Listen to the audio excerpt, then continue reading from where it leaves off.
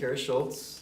She's a sitting city council member for Burnsville, Minnesota, and a candidate recruitment specialist for the Libertarian National Committee. She's currently in remission for stage 4 colon cancer and an active member of several cancer patient and survivor groups. Please give her a warm welcome, everyone. So he spoke about a couple of the hats that I wear, and one is City Council in Burnsville, and then the other, yes, is for the Libertarian National Committee to recruit candidates. But the hat that I'm wearing today is dealing more with the past 2 years in dealing with, first of all, finding out you have cancer, and then once you find that out, you realize that you can't just rely on the information that you get from your doctor. You have to research and advocate for yourself. And then your family turns into researchers as well. And then you start connecting to people through Facebook groups and bulletin boards and patient advocacy groups and that type of thing, and exchanging information, because the information that's going to help you survive oftentimes isn't the information that you're receiving in your doctor's office. And so once I jumped into this, I also realized the impact that the war on drugs is having, not just when we talk about incarceration rates and families being ripped apart and the increase in violence because we've basically recreated the 1920s mobsters, but the impact that it's having on patients and how it is killing people, ruining their lives, and taking our loved ones away from us. So looking at the sheer amount of destruction that the war on drugs has had on medical patients, we're going to look at just a few areas, just a few small areas, and look a little deeper at that. So we'll look at Crohn's disease, we'll look at pancreatic cancer, depression, eating disorders, and chronic pain. And looking at just those small areas, the war on drugs kills up to 107,000 Americans each year and cost $710 billion each year in direct costs. That's every year. That's what the war on drugs is doing to us. So how is the government doing this? What they do is they list safe, effective medications as Schedule I drugs. And Schedule I drugs are, not that a medical professional says this, but our government says it, is any drug that has no medical value and has a high risk for abuse. So it means that medical research scientists can't even research the benefits of using these drugs, or it's restricted to a level that it's next to impossible for them to do so. So our government causes death and misery also through their new and very fashionable opioid crisis, which doesn't exist. There is no opioid crisis. There is, however, a crisis for chronic pain patients who are becoming disabled and they're committing suicide because they're no longer having their pain managed. They're being yanked off of it cold. And there is a steep growing number of overdoses. That is actually true, but not of opioids, but of more dangerous street drugs. And that is a problem brought entirely by government policies meant to address the opioid crisis, or the so-called opioid crisis. Welcome, come on in.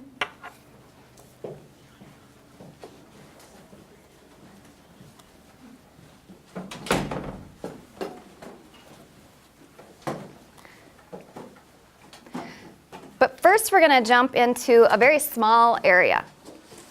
This area is inflammatory bowel disease and Crohn's disease, and those related gut autoimmune diseases.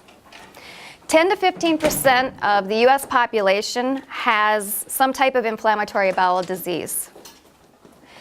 There's an average of 13 lost work days per person due to the effects of this disease.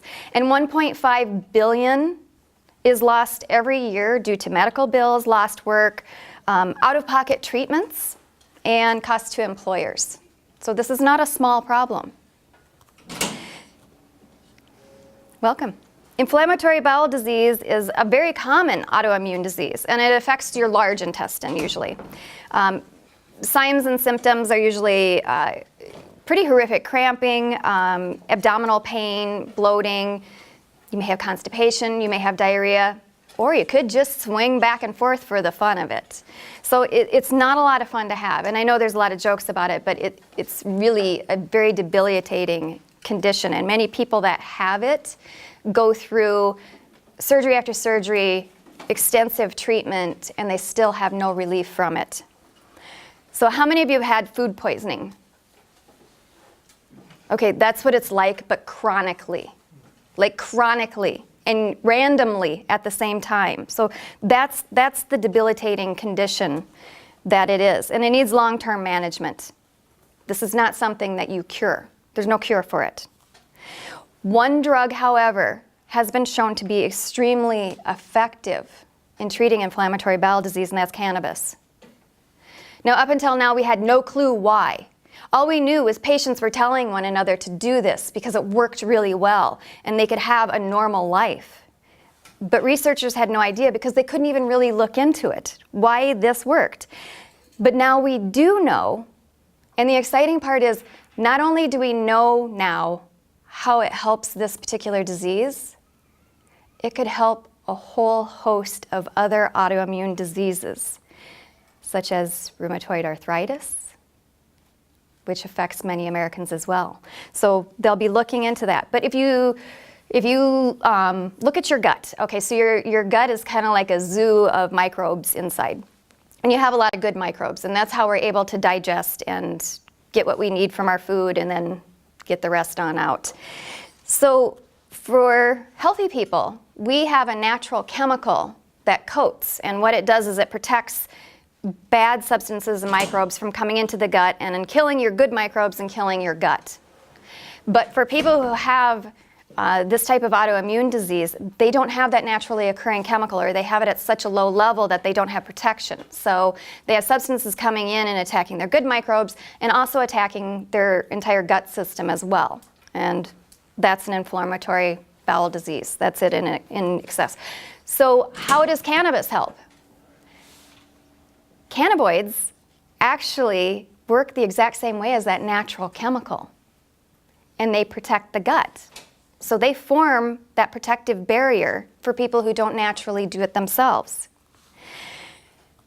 So when people take cannabis, and it doesn't even have to be the psychoactive properties of it, it can just be CBD oil, they're now protective and they lead productive, happy lives.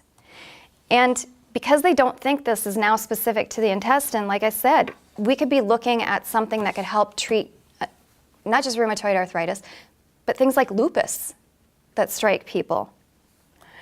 Now, this is really good news for the 1.6 million Americans who currently have inflammatory bowel disease. And we're fortunate in Minnesota that you can get medical cannabis for this. It's on the list, if you want to pay a whole lot of money to get it from the dispensary. But given how common a treatment it is for IBD, why didn't researchers look at this mechanism before? Why didn't we know this before? And why aren't we looking at it to treat more autoimmune disorders? It's because cannabis research is politicized, and because marijuana is still a Schedule I drug, and that includes CBD oil. Still Schedule I. If we turn to cancer, and we'll look at just a very narrow area of cancer, and we'll look at pancreatic cancer. Pancreatic cancer is one of the deadliest forms of cancer in the world if you look at survival rates. It has a 1-year survival rate of 20%. 5-year survival rate is under 7%. So 44,000 people in the US die from it each year. And pretty much when you get the diagnosis of pancreatic cancer, you know you're exiting. That's just how it is. The life expectancy for pancreatic cancer patients has not changed in 40 years. Unlike most every other cancer that we have, we simply don't have ways to treat it. The only treatment that we have is palliative care, which simply means we're going to treat your symptoms so that you feel better as long as possible. But that's all we got for you. But now we have new studies coming out of the UK Mice with pancreatic cancer were treated with a combination of CBD oil, cannabinoids, and chemotherapy, and they lived 3 times longer. I mean, that's 3 times.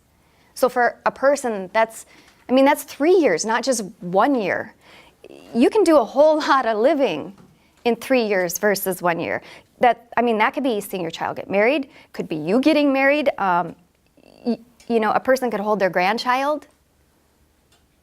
That's what that means for people. So cannabis oil is only approved for clinics in the UK. So they can go quickly to test on this and see if it works on other cancers, because they don't believe there's any reason why it wouldn't. They believe it would have the same effect of pairing it with chemotherapy drugs. But we can't. Because, again, CBD oil is a Schedule I drug. So how many of you in here have known someone who has cancer or who has died from cancer? What if they could have been here with us 3 times longer? That is what the war on drugs is doing. It's robbing us of our loved ones. Changing cannabis out of a Schedule I drug is not just the stroke of a presidential pen. That's the sad news. Because of international treaties. The U.S. Food and Drug Administration said cannabis oil should not be a controlled substance. They're not even talking about Schedule I. They're saying it shouldn't be a controlled substance. But international treaties require the United States to treat it as one. Their suggestion is we have to change the treaties, we have to get this off of Schedule I. There is no potential for abuse with CBD oil. But guess who put that language into our international treaties? We did. We did that. So the more that we learn about the potential use for cannabis compounds, the more it is clear that decades of research is being blocked by federal law and international treaties, and it's depriving us of the medical advances that are just now starting to surface. But let's move away from cannabis and any of those related products, and we're going to get into psychedelics. Because the fight is not just for medical marijuana or decriminalizing that.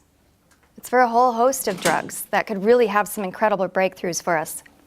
So looking at depressive disorders, PTSD, addiction, and anxiety, we'll look at those as a group. We're going to focus a little more on depression because there's more research on that, but we'll look at those as a group. 14% of the population has major depressive disorder. 25% of cancer patients and 33% of heart attack patients suffer from depression as well. 70 billion every year is lost in direct costs from those disorders.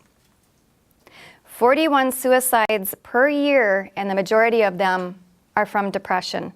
So that means for every 2 homicides, and we focus a lot on homicides, there are 3 suicides.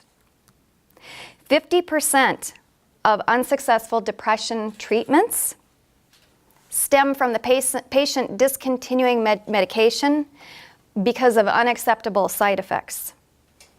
Also, although those drugs can treat the depression, they take weeks to months to become effective. However, psychedelic drugs like LSD, ecstasy, and mushrooms are extremely effective. They work immediately. They are far safer than anything we have on the market and have fewer side effects. LSD and ecstasy, so how they work, how psychedelics work, is they stimulate the growth in the branches and the connections between brain cells. And that's how we know they work. It's not just anecdotal information. That's how we know it works to treat and cure depression and addiction. So one of the hallmarks of depression and addiction is, so you have neurites in the prefrontal cortex, right? And that's where it controls emotion, mood, anxiety, all of that. What happens is those neurites shrivel up. And so you no longer have these nice meshed connections. So that brain activity happens in anxiety, addiction, PTSD, depression. So stimulating those connections again doesn't just treat the condition, it can cure those conditions. So if we look at a study in the Cell Reports Journal, they looked at several different drugs, but primarily they were focused more on magic mushrooms, and they were also looking at LSD. And they found that these substances consistently reconnected those mesh networks that are in our brain. They compared it to ketamine. You'll hear a lot about ketamine in discussions of depression because ketamine, especially in a nasal spray, if someone is having extreme suicidal thoughts, deep depression, nothing else is denting it, and it is a crisis situation, there's a nasal spray that they use now. And within minutes, it starts to lift the mood. However, ketamine has a lot of side effects. It does not last very long, but it is immediate. But it is considered an absolute breakthrough drug. But LSD, ecstasy, and mushrooms put it to shame because it's a lot safer and it works a lot longer and it doesn't have side effects. We don't have a lot of research on those yet, but we do have 2 smaller studies to start to pull on, and we'll just check those real quick. So at NYU Langdon Medical Center, they looked primarily at mushrooms and their effect on anxiety and depression. And then we also have Johns Hopkins University who did a small study as well. And those were both just published this year in the Journal of Psychopharmacology. So they're looking at, they wanted to look at subgroups, which were cancer patients who suffer from anxiety and depression. And the reason why they did so is because those 2 groups have a much higher rate of depression. They also often have more complex cases of depression to work with. So they wanted to go with more difficult to treat depression. So in looking at those studies, patients were given a dose. The other half, and this was a double-blind study, were given a placebo, and they wanted to see what happened. What happened was there was significant decreases in depression and anxiety in almost every patient. And the effects in 78% of the patients lasted for 6 months or longer. The study ended at that point, and they published the results, so they don't know exactly how long it lasts, but they know it lasts at least 6 months. So they found that mushrooms were rapid, immediate acting, and long-lasting, and had no side effects, also had no other drug interaction that they so far could see. So if we look at this level of research, what needs to happen next is we need to have phase 3 clinical trials. So we've had these 2 smaller trials, we need phase 3 clinical trials. A phase 3 clinical trial is when you have a lot of different sites doing the same trial at the same time, and they're using thousands and thousands of people, and they're using them in more diverse groups.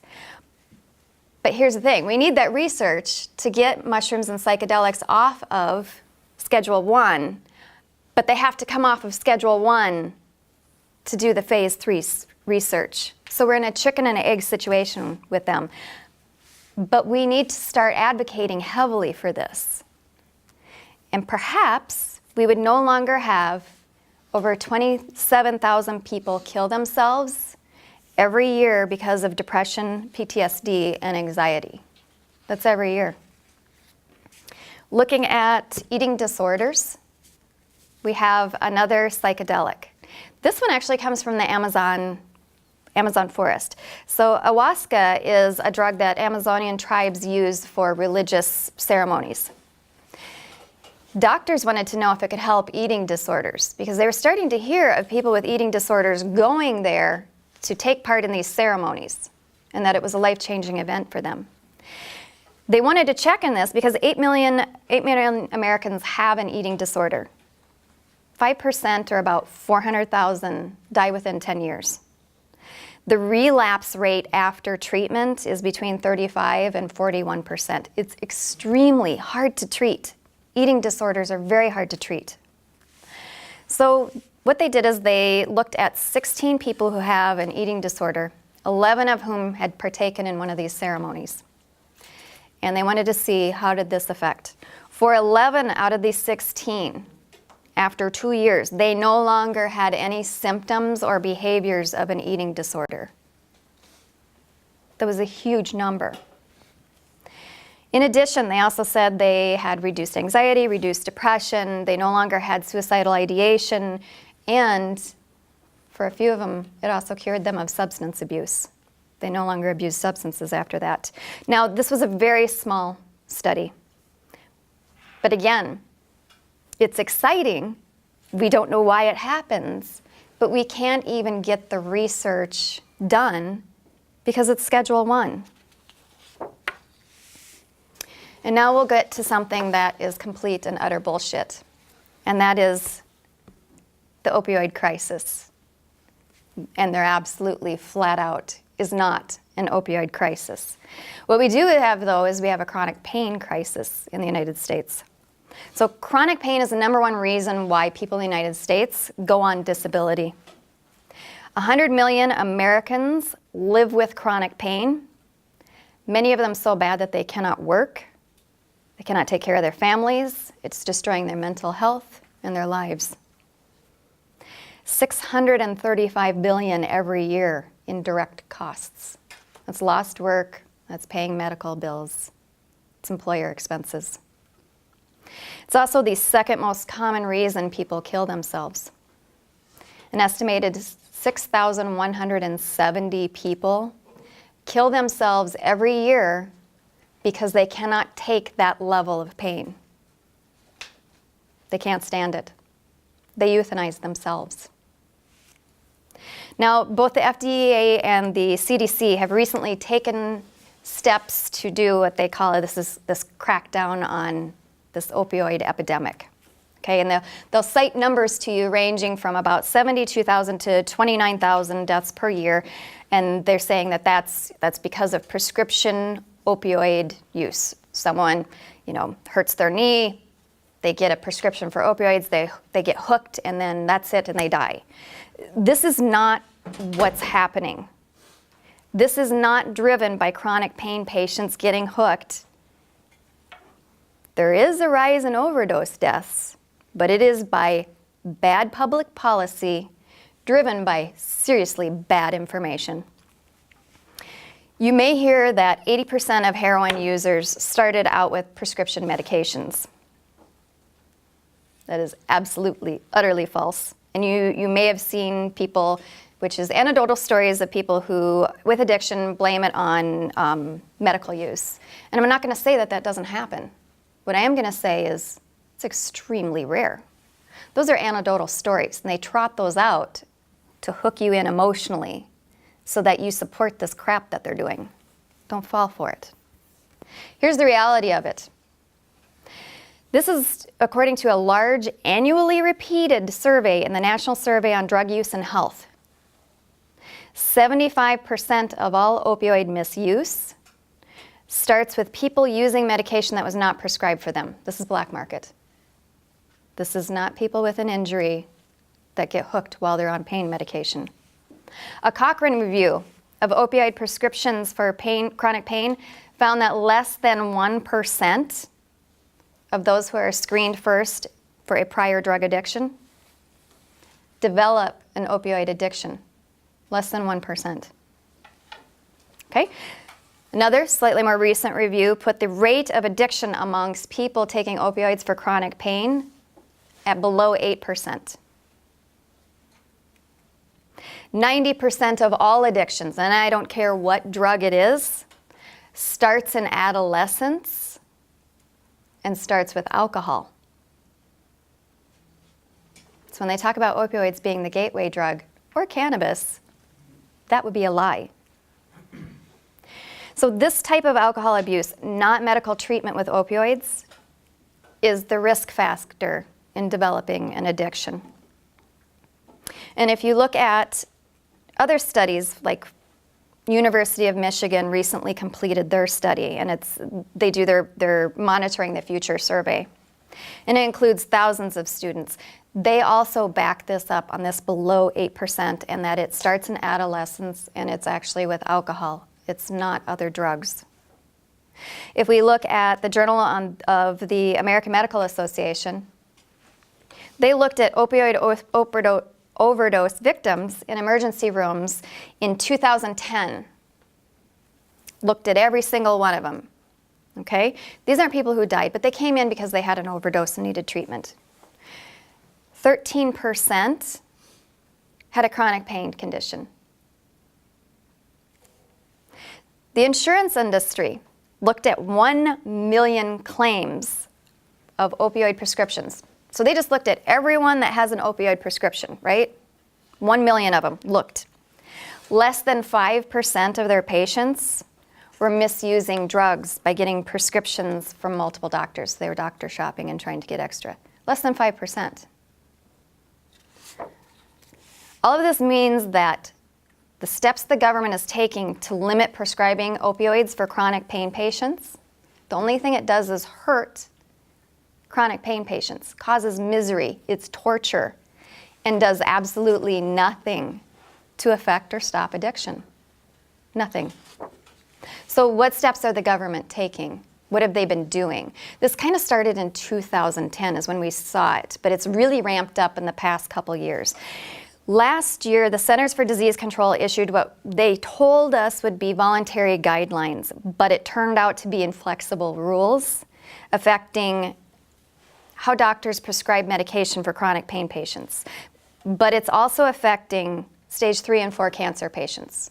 So whenever you see something and they say, oh, well, this is just, in the chronic pain categories, it won't affect cancer patients. When they say that, they're either naive or they're lying to you, because it is. I'm in these cancer support groups. Cancer patients, many of them terminal, are being cut off cold from their pain medication. These are people who have tumors in their bones, which is one of the more excruciating things you can ever go through in your entire life. So the CDC guidelines, and again, they were only supposed to be for use in primary care, not for specialist doctors, are really taking on past regulatory almost into law. Now, to protect themselves, pain specialists and oncologists are stopping prescribing any opioids for fear that they're going to use their medical license, because they're using these guidelines to strip doctors of their license. And this includes oncologists. Another step that they're doing is they will only prescribe these pain medications for 7 days at a time. So if you're a pain patient or you're a cancer patient, every 7 days you have to go to your pharmacy to pick up your medication.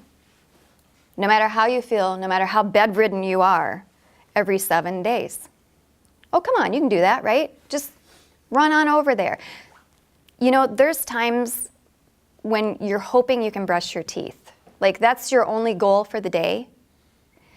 And they want to put another goal for the day, which is to get in your car and drive, which you're not supposed to do because you're on pain medication, to go pick up your pain medication. And worse, just this month, Medicare has announced that they are going to apply their CDC guidelines to everyone insured with Medicare, which means patients who are on high doses of opioids could find themselves cut off. Private insurers follow what Medicare does. So now we have what was supposed to be voluntary guidelines is now coming through Medicare, private insurance. But it's also coming through with your pharmacies as well. Pharmacies are now following these guidelines even if your insurance company isn't. And they will cut you off. The first notice you get that you're being cut off by your pharmacist and not your doctor is they say, oh, we don't carry that medication anymore. And that's when you know your pharmacist has cut you off. In every other area of medicine, personalized and individual care are the buzzwords and what quality care is centered around, but no longer in pain management. So if medical professionals aren't or won't prescribe opioids or increasingly any pain medication, what are they doing to help patients manage their pain. You're going to start hearing more and more about pain acceptance. Pain acceptance is gaining traction amongst doctors as a result of these pressures being placed on them, or they lose their license.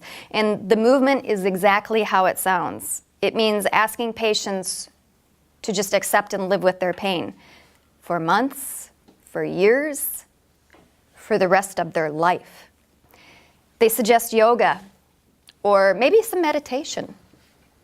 You know, maybe if you distract yourself from your pain, you can get through your day. It's cruel. It's absolutely cruel. Chronic pain patients and cancer patients have already accepted and learned to live with their pain. And yes, they do those techniques that are suggested, like meditation and physical therapy and all that. But that doesn't mean that they don't still deserve help in reducing the pain that they have to live in so that they can have some type of productive and happy life. Pain acceptance is abandoning chronic pain patients and cancer patients. It's washing your hands of them. Rather than tell these patients they need to just accept their pain, they need more options. They need doctors willing to fight for them. There needs to be less stigma. And we need more information on how to use opioids responsibly, and that you're not a bad person for not wanting to be in agony. How is the crackdown on opioids affecting patients already? Starting in 2010, but it has really ramped up in the past 2 years. So how is it affecting? So we do have analysis by two Princeton economics, and it's Ann Chase and Angus Deaton if you want to look up that study. They're suggesting that the rise in suicide rate is being driven by chronic pain patients. It's not a rise in depression, it's not a rise in PTSD, it's not a rise in anxiety disorder. It's being driven entirely by chronic pain patients being completely removed from all pain management, and so they're killing themselves. This number is expected to climb each year as this ratchets up more and more, and patients are cut off. So meanwhile, this crackdown that is just wreaking havoc also is not helping with addiction either. What it is doing is shifting people to heroin and fentanyl. The result of these policies that have been put in place is more death. So just this past week, the CDC released data, this is their own data, showing a jump in overdose deaths. Now they are putting it out there as another reason why there's this opioid crisis. But that is not what is actually happening. According to their own study, the proportion of overdose deaths involving heroin has tripled since 2010, while those involving prescription opioids has fallen. So why is that jump happening? So the unintended consequence that we're all dealing with now is as they clamp down, because they're forcing manufacturers to manufacture less opioids. They're creating a shortage. It was 25%, this year it's 35%, it will continue on, is that less of it now is going to the black market, which people will go, yay, we don't want these prescription drugs going to the black market. Sounds good on the surface, except it drives people to street drugs, which are cheaper, easier to get, and more dangerous. So CDC data, 2006 to 2010, opioid prescriptions and opioid overdose rates tracked the same. Like they tracked right along, very flat. One overdose every 13,000 prescriptions. Okay, after 2010, when they started dropping the prescription rate and ratcheting that tighter and tighter, the overdose rate began to climb because non-medical users switched to heroin and fentanyl, and often heroin laced with fentanyl. So the climbing rate of overdose deaths is a direct result of the very policy that our government has put in place to reduce overdose deaths. Now, if you study government at all, you'll know that this is a pretty common thing. that if they see a problem, they will immediately put policies in place to make it worse. That's kind of a hallmark of how government works. So every time you hear opioid crisis, I want you, either in your head or just say it out loud to the people who are saying it, no, this is a heroin and fentanyl crisis, and this was brought by our government, because that's what it is. If we want to reduce addictions, and I'm talking any addiction, we know the 3 things we need to do. And we've known it for a really long time.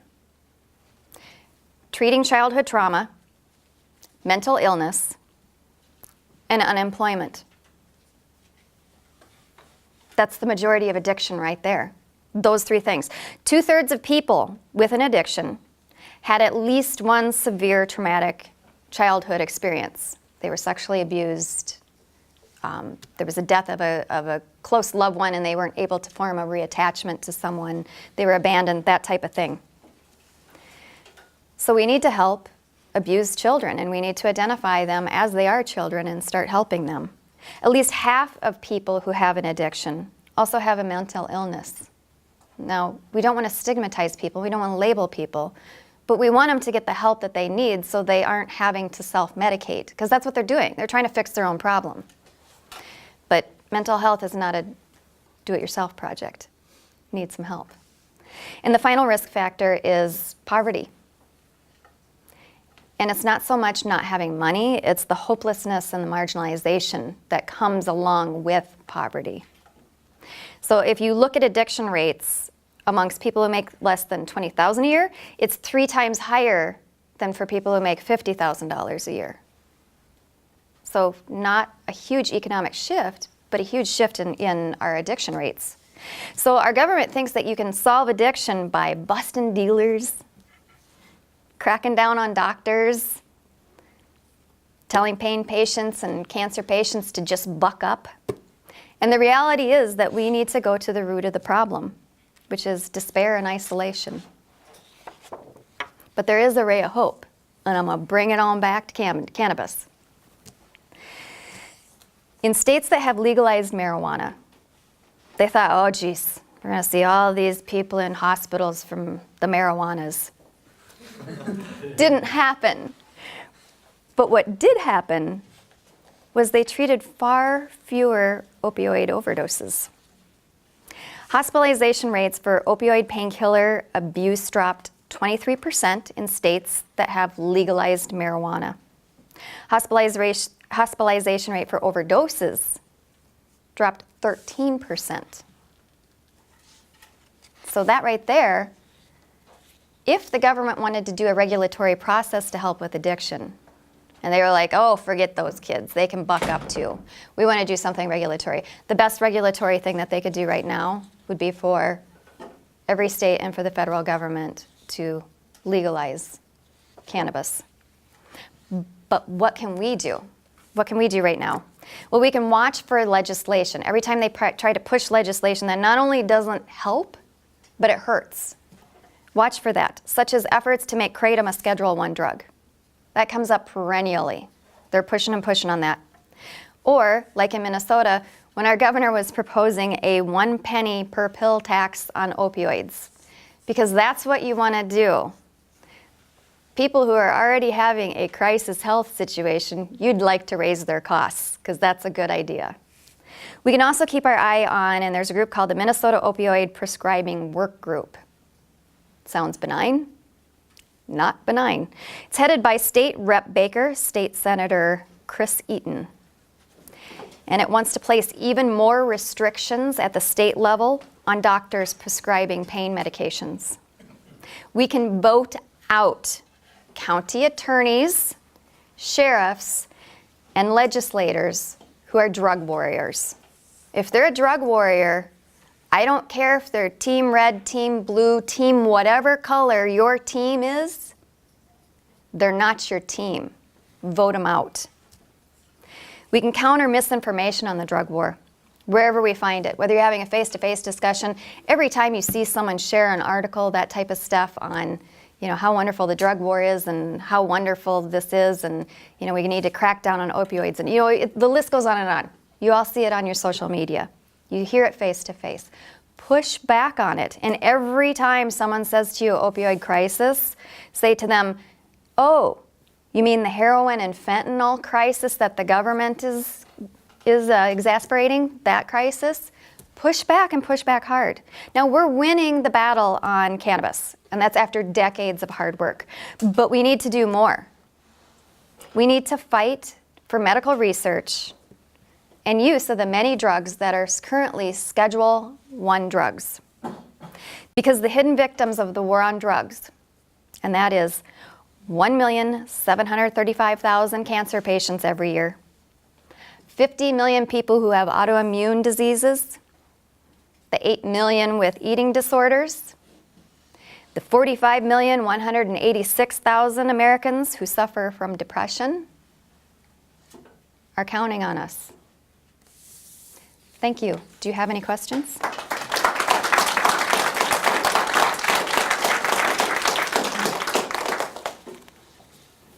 First of all, thank you for an excellent talk. To what extent are professional associations, particularly of oncologists, pushing back? Because yes, indeed, there's an awful lot of the medical community that's in bed with the regulatory state. But I would think that if the oncologists and those who are pain medication practitioners, they are organized, they do have means for pushing back and pushing back very hard. To what extent are they able to use their professional credentials to basically point out that, as you say, much of this is at best questionable and much of it's just, you used a technical term called bullshit, is that it? Yes. It strikes me that these people are in a particularly good position to speak. I realize they have to fear for their licenses in some They cases. do. But they're the ones who probably have the greatest degree of credibility in terms of arguing, look, these are the facts. And this is, if you're going to make decisions, try to make them on facts. So with the Doctors Association, like the Association for Oncologists and different groups like that, they are pushing for research into these different types of drugs. They do have to be careful because they are extremely fearful for their licenses. When you have doctors, and these are doctors who know their patients, they know their patients, they care for their patients. Many of these patients, I mean, they see them every week, every month for years, they know their family. So if they're taking the step to cut them off medications or not advise them on medications because they're illegal, you know that they are pushed against the wall. And that is coming from a place of extreme, deep fear. However, the groups that are fighting these things the most are groups that are patient advocacy groups. So you'll have, all of your different cancer and eating disorder and heart disease and depression groups, all of them, they are really banding together on the side of patients. And they're the ones that are leading the charge on much of this. And patients themselves are having to heavily advocate and do things they never thought they would do. When you have people who are in their 80s who are testifying about medical, marijuana, or they're testifying about LSD, that's probably something they never thought they'd be doing in their life. But it is their life. I mean, it is their very life on the line. And so they are testifying. So that's where you're seeing the majority of the pushback is patients and patient advocates. And you also have a lot of patients who are trading this information back and forth. We do, fortunately, have places overseas, such as Holland. So Holland never made mushrooms illegal. So I suspect you're going to see a lot more research coming out of Holland, and you're going to see more researchers going to Holland specifically for that. But thank you. Any other questions? You talked about how the researchers are being affected because of the foreign policies. Right. So what can we do at this level to kind of prevent that or to kind of change that? Because you said the only way to change that is by raising more awareness. I mean, I'm kind of answering my own question here, but I'm just saying that how can we at a college level make that difference? I mean, we can educate more people, but how can we actually make a difference? Like, what policies should we take? And how can we take the next step other than just awareing people? The next step is, so if you want to take a step slightly past awareness with your peers, the next step would be to make an appointment with you, whoever represents you, state of Minnesota or whatever state you're in, or at the periods of time when our federal level come back to your state and they're available. And you know, you're going to have 5 minutes. That's all you're going to have. But make your case and don't be embarrassed about it. This is what it's been taking for medical marijuana. Decades of this, of people from all walks of life, face to face, talking to the people who represent them and saying, this is what I want to have happen, and this is why, and this is the effect that it is having, and this is how it's affecting my life or someone I love. And this is what I want you to do. And being unapologetic about it. You know, if you told people 20 years ago that marijuana and cannabis would just be like talking about legalization would just be like an everyday kind of thing, and you know the tide would be turning and people wouldn't look at you strange for mentioning it, and people would have thought you were crazy. But it was because people were willing to do that it is now a very mainstream conversation and why we are winning. So that also needs to happen in our psychedelic classes of drugs, in our opioids, our pain management, all over in our Schedule I's drugs, and even drugs that are in danger of becoming Schedule I, like kratom. It just needs to be a very forthright conversation. And I know some people have said, well, let's just do cannabis first. Don't mention the scary drugs. Okay, I get that. I understand the strategy. But people are dying needlessly. What if one of these drugs really is the cure for whatever category of ailment that we have, and we're not using it because we felt a little embarrassed? That's not a good enough reason. So be very forthright, very matter of fact, and have those discussions with the people who represent you. Just her advice is excellent, but not just your representatives. If you could, it's usually easy to find out who's the chief of staff for that person. If you reach the chief of staff, you may actually do more good, because the representative is going to be hearing from all sorts of people on all sorts of issues. Chief of staff is the one who actually in many ways helps allocate the time for the representative. If you get the ear of the chief of staff or someone on that person's staff, you will have a much better chance of actually getting that issue pushed to the front. Any other questions? Excuse me. What are some resources that you can give to us that maybe we can learn more about the effects and such like that? Okay. What I will be doing is I will be putting a link to my notes and a link to research into this event page on Facebook, and I will also be putting my contact information as well. You bet, because I want you guys to have the resources when you see something, you can use my technical term, bullshit, this is the real deal, right? You know, just be ready with it. Do you know much about the use of Ibogaine as a treatment for addiction? And if so, could you talk about that a little bit? I do not. Okay. Do you?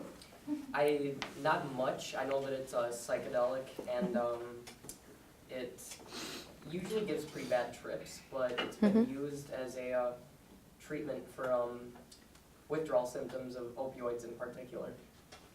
Is it illegal? Yes, it is. Yeah.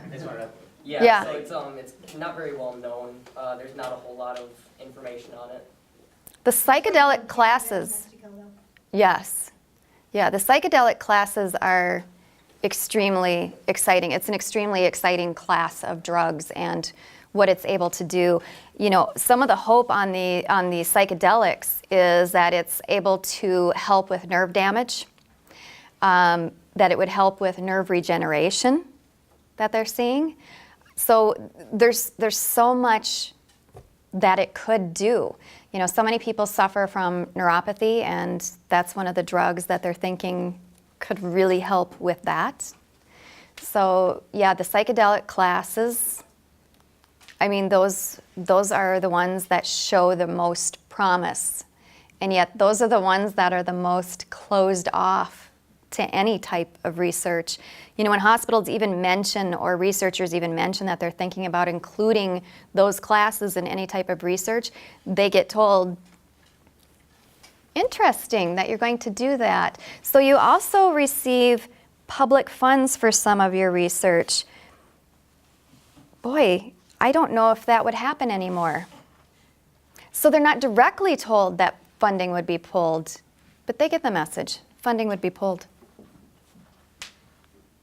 Any other questions? You mentioned that alcohol seems to be like the gateway drug for a lot of people. I've talked actually with my doctor before, and he's mentioned to me that nicotine products is that something that's been found, or is it that alcohol is more widely available and that's why for a lot of people? Or? You know, I think they're looking at nicotine the same way that we look at caffeine. Okay. Most people's first addictions are to one of those, or both, to nicotine and caffeine. And they do have a mood-altering effect. But people tend not to use them for treating trauma or emotion.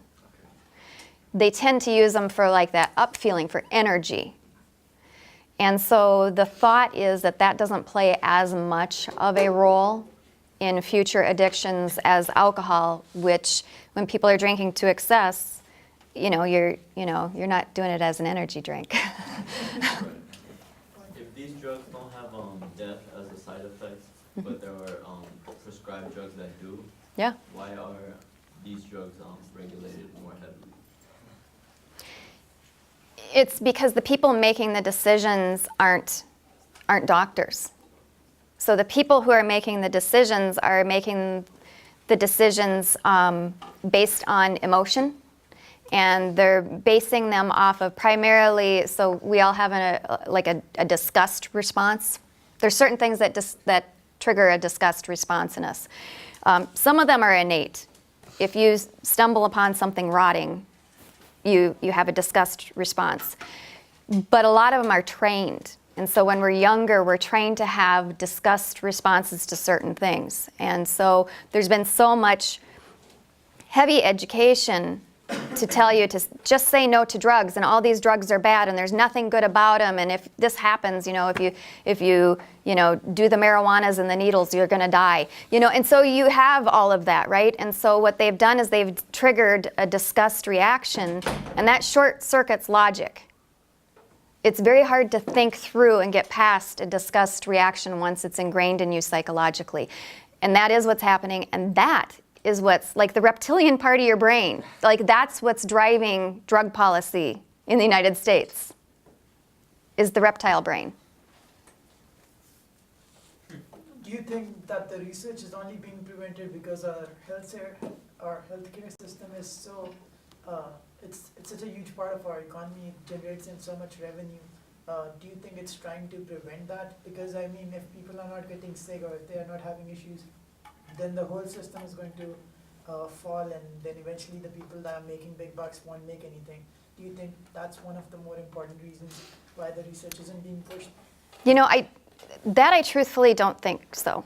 Because every researcher, every medical professional, every hospital administrator has family and friends who suffer from the same elements that all of us do. And if they thought for 1 minute that there was a possibility of a cure, like they want it as much as we do. But their hands are tied, and their hands are tied by people who are not in the medical industry. And let me tell you something about the pharmaceutical industry. If they could get a cure for something, damn straight they're going to grab that. Just like with marijuana, why do you think drug companies are buying patents on certain marijuana strains? They want it. Like, they want it more than we do because they're looking at their money calculation, and they get so much more money from coming up with a new treatment that is successful. So no, I do hear that a lot. I don't personally think that that's true. So we have another speaker upstairs in Building 101. So if you all want to give her one more round of applause. Thank you.